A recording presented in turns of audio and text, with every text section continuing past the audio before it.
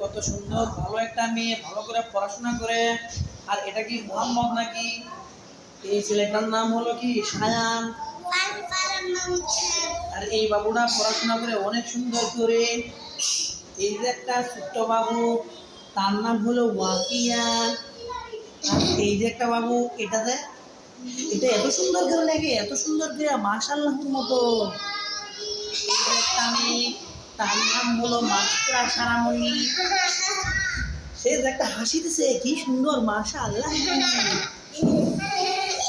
আর এই যে হলো আমাদের উস্তাদ। এই দুইদিকে কি করে বাচ্চারা, এই যে কি সুন্দর একটা বাচ্চা লেখছে মাশাআল্লাহ। কি লেখছে দেখি তো, আলহামদু।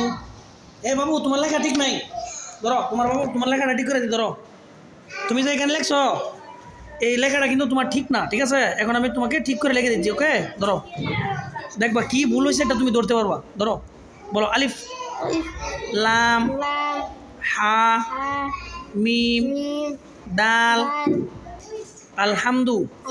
তারপরে লাম লাম হা আলহামদুলিল্লাহ। এই পর্যন্ত হয়েছে, ঠিক আছে? বলো র বা আলিফ লাম আইন লাম মিম ইয়া নুন।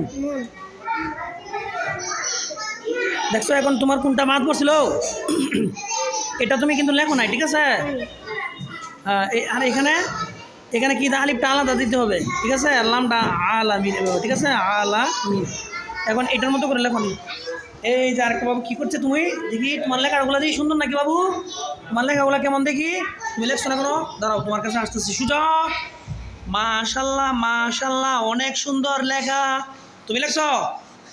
তোমার লেখাগুলো আর একটু সুন্দর করতে হবে বাবু। তুমি এখন জায়গায় যেতে পারো, সুন্দর করে প্র্যাকটিস করো। এখন তুমি লেখবা সূরা ফাতিহার প্রথম আয়াত, ঠিক আছে? এক লাইন লেখার পরে আমার দেখাইবা। দেখি মিসবাহ সাহেব কি লেখেন। মিসবাহ সাহেব, আপনার লেখাগুলো দেখি একটু হাতটা সরান তো। মাশাল্লাহ মাশাল্লাহ, অনেক সুন্দর লেখা। দেখি তো তুমি কি লেখো। ও মাশাল্লাহ মাশাল্লাহ, অনেক সুন্দর। দেখি এটা কেন নুবা, নুবার লেখাগুলো একটু দেখি। ভেরি নাইস, অনেক সুন্দর। দেখেন আমাদের ছাত্ররা কত সুন্দর করে চেষ্টা করছে, লেখাপড়ায় অনেক মনোযোগী। তারা লিখছে আর লিখছে, কোনো ডানে বামে কোনো দিকেই তাকাচ্ছে না, সুন্দর করে।